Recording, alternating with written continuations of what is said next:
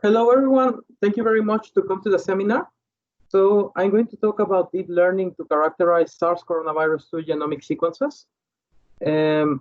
So basically, because we're a little into data science, because this is a group of data science, so I'm going to talk more about the algorithms.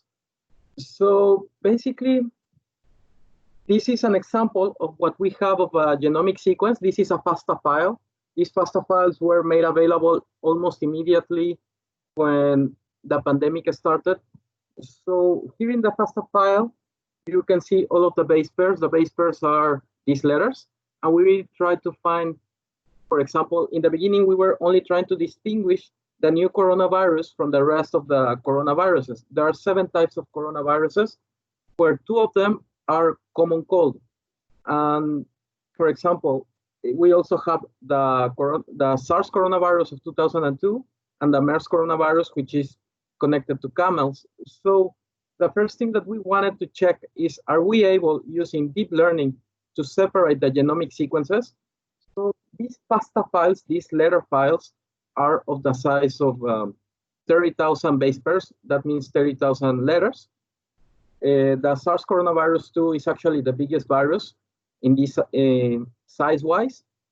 And the way that it's measured is through PCR. So what they do is they take the swab, then they measure with the molecular test.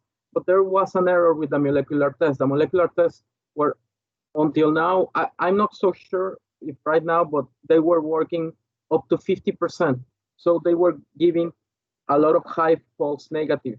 So this means that actually many people were positive, but they appear after the test as negatives. And these are the molecular tests, not the serum tests that also have a higher degree of error.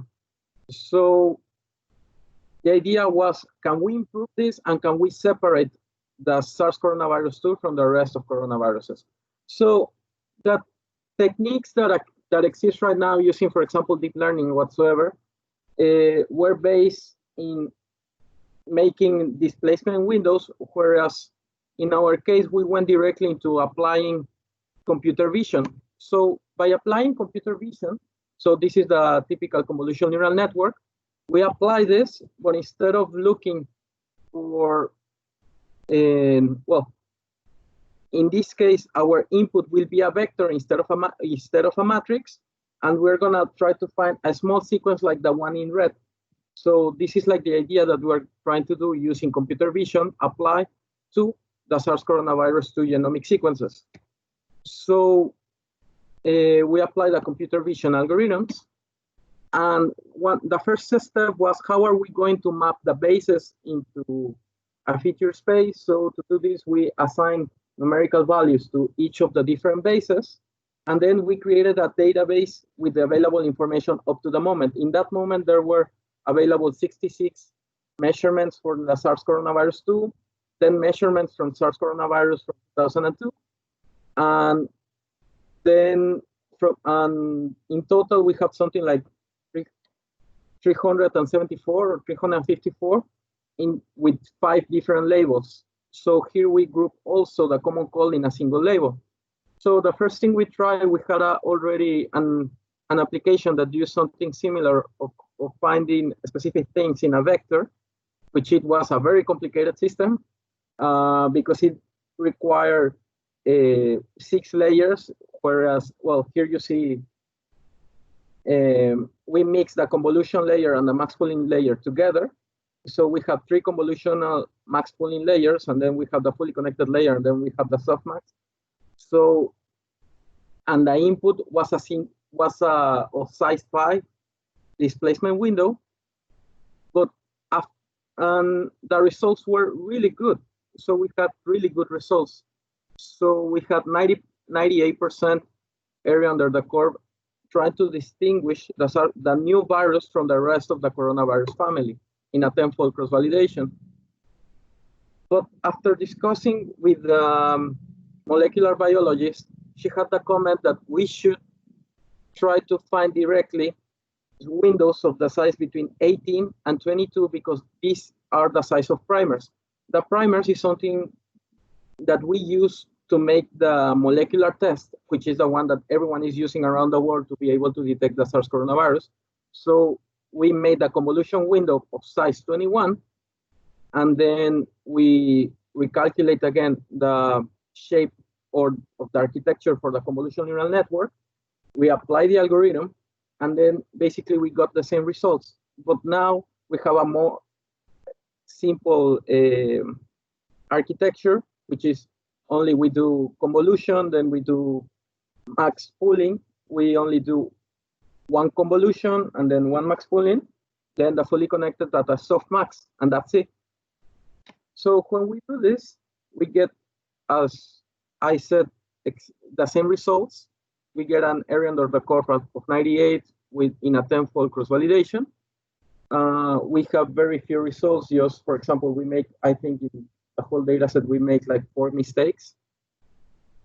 But then we had a system that, okay, so if people are able to sequence the whole virus, but for this they need next generation sequencing, then we are able to classify it using convolutional neural networks. But this in practice is not so useful because they have to sequence the whole virus.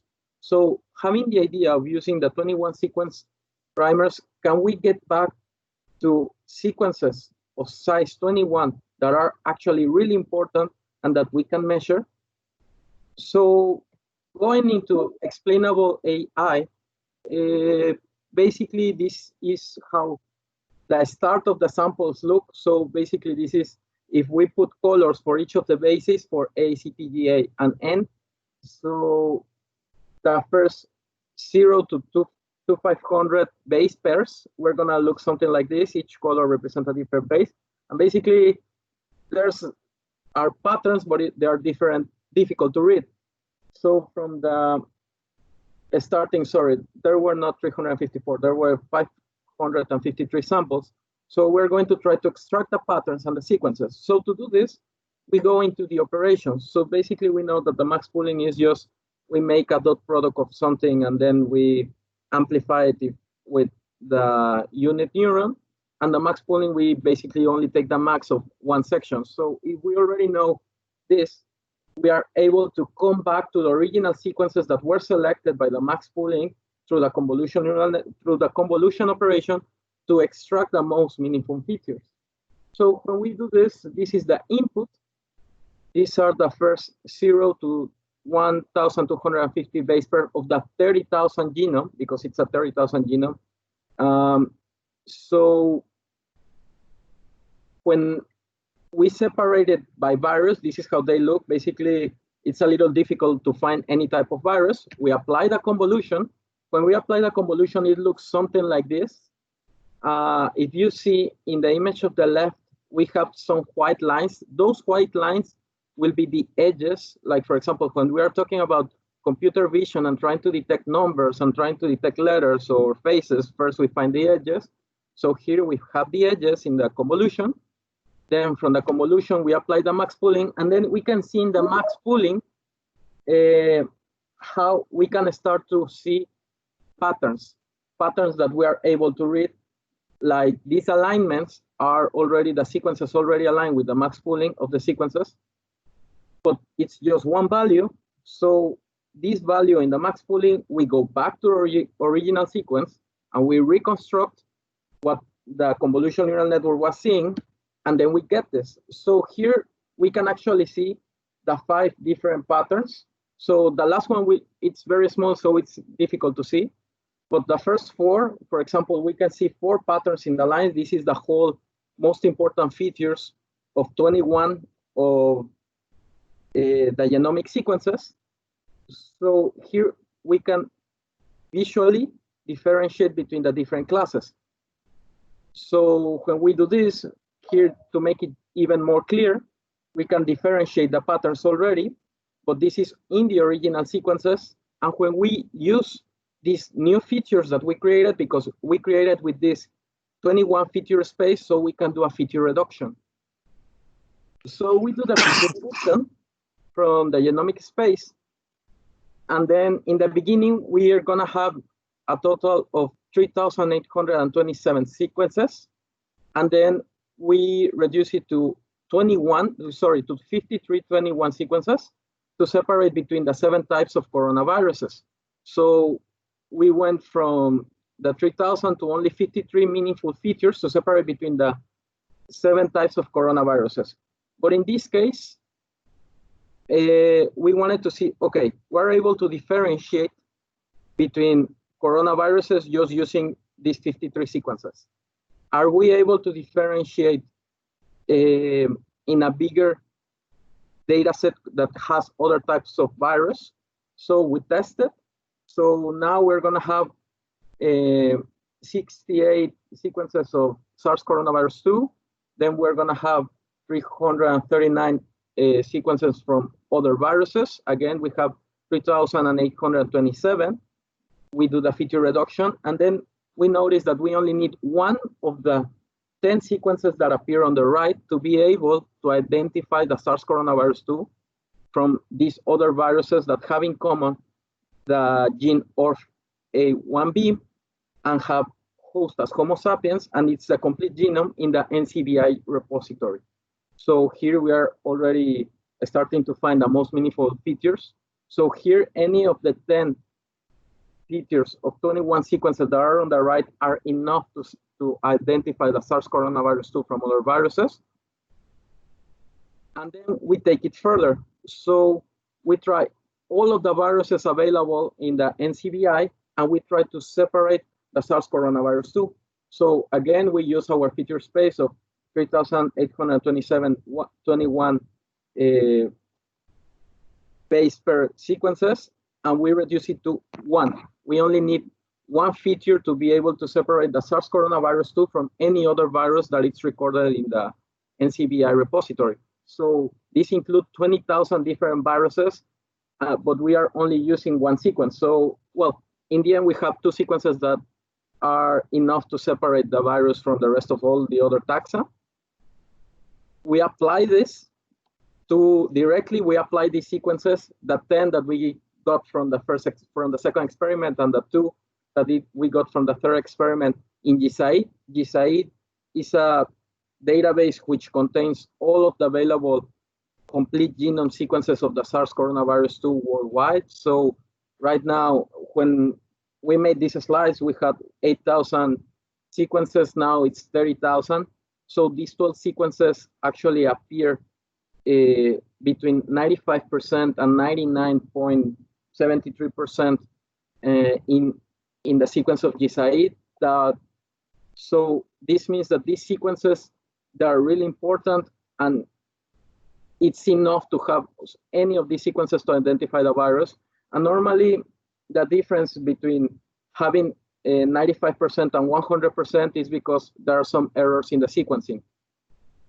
So when we go and we compare all of the databases all together, so for example, in GISAID, we have 99% in 8,000 sequences. Then in NCBI, we are able to separate the SARS coronavirus 2 with 100% of these sequences, using these sequences. Then when we try another repository, which is NGDC, which is a repository from China, we have almost the same results, but we were also able to start comparing with other hosts. So in this case, the Manus javanica is the pangolin. The pangolin, we have 9 sequences of the pangolin, and it's always the same format in which they share one of these 12 sequences that appear as the most important. They have 1, then we compare it to one of a bat, because we only have 1, sorry, we didn't have more, and we have 5 in common, and then we have a comparison with a stray dog from Hong Kong, and he had 11 of the 12 sequences that only appear for the SARS coronavirus 2. This is just to point to the zootonic origin of the virus. So this is up to, okay, we find, the idea here was, okay, we find the most important features to be able to actually identify the SARS coronavirus 2 and separate it from any other virus. Can we make an actual test that can be used? So we did this here. Maybe I made some mistakes because it's not my specialty, but using one of the sequences. So we try all of the sequences in primer 3+. So from primer 3+, we know from the 12 sequences, only 2 gather the requirements to be a forward primer. So using one of the sequences, we make the forward primer, the reverse primer, and then we check the primer set using fast PCR. And after we check it with fast PCR and it had all of the requirements, thanks to Erasmus MC, we were able to test our primers in actual measurements of the SARS coronavirus 2. Here is divided the test in 3 sections. The first one is to check with a dilution. So until which point of the SARS coronavirus 2 appears in a sample are we able to measure, then how specific it is in detecting only SARS coronavirus 2 in comparison to other coronaviruses, and then are we able to differentiate between controls and patients using our primer set. So these are the results. So basically, in the first part, in the dilution, it has the same quality. Well, by mention of someone who has more experience in this, he said that it has a slightly better accuracy than the one from Cormat et al., which is the base for all of the primer tests that are being used worldwide. It has a sensitivity, which is a sensitivity, sorry, the specificity, which is that it only detected SARS coronavirus 2 and not any of the other coronaviruses, which is the numerical test that we did. It was 100%. And finally, it was able to separate controls and patients with 100%. So to summarize this part of the project, it was something like, okay, from the sequencing, we apply deep learning. From the deep learning, we get the features using explainable AI. We do the feature reduction to get the most important features. Then from the most important features, we do the primer design. And then from the primer design, we do the laboratory testing. So this was the first part of the project. The second part of the project is, are we able to separate by severity between asymptomatic and symptomatic? So here we have 358 samples from GISAID. From these 358 samples from GISAID, we have 55 asymptomatic and 303 symptomatic. So we made our database. We made the same procedure with the convolutional neural network. In the end, we have 18,000 meaningful features. We do the feature reduction. After we do the feature reduction, we find that only 53 are necessary. But here, there's something really interesting. Many of the features point towards the same sequence. So, for example, we find a mutation. This missense mutation was really important because it appeared in 51 of the, well, it appears in all of the symptomatic, well, 51 out of 95% of the symptomatic. And as you can see, 4 of the sequences point to this mutation in symptomatic, and 7 point to asymptomatic to the same mutation. So from the 53 features, this means that mostly all of the features point towards the same mutation. So actually, what happened is that this was a particular case because they were pointing out to the Diamond Princess cruise. So the Diamond Princess cruise, it was a cruise that was stranded in Japan. So there, one of the things was that asymptomatic were almost 50%, and also only 1.3% of people died. So it had it was not as aggressive as the new strands of the virus. So because, for example, if we take the data from the World Health Organization, we have a 5.6% of death rates in comparison. So 1.3 is very low. So this means that the functionality of this mutation, how it affects the host, has something to do in how aggressive it is. But actually, we find that there were also 2 other mutations. We make this decision tree that give you if the patient was going to be symptomatic or asymptomatic. So using these mutations, these 3 mutations only, we are able to predict if someone is going to be symptomatic or symptomatic with 95% accuracy. So these were the first 2 parts of the project. The last part of the project, which is the one that I work in right now, which is I'm only going to mention, is that using a messenger RNA database, well, actually 2 different databases of messenger RNA, we get only the long biopsies. From the long biopsies, we extract all of the gene expression information between healthy controls and patients that develop COVID-19.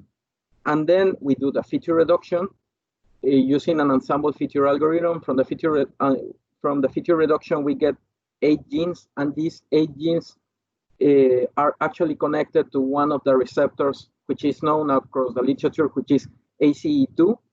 And then from the expression of the messenger RNA, we say, well, we need to target some of these genes. And from there, we are right now working in treatments that more or less agree in the inverse way of the gene expression to try or to think of possible treatments. One of the interesting things is that from the treatments that we discover, numerically, we already found clinical trials that were working in this. So just to finish, well, our methodology combines deep learning and everything to try to detect accurately the SARS coronavirus 2, make a primer set. Then we have applied this methodology to also detect the severity. And finally, we applied machine learning to be able to predict possible treatments.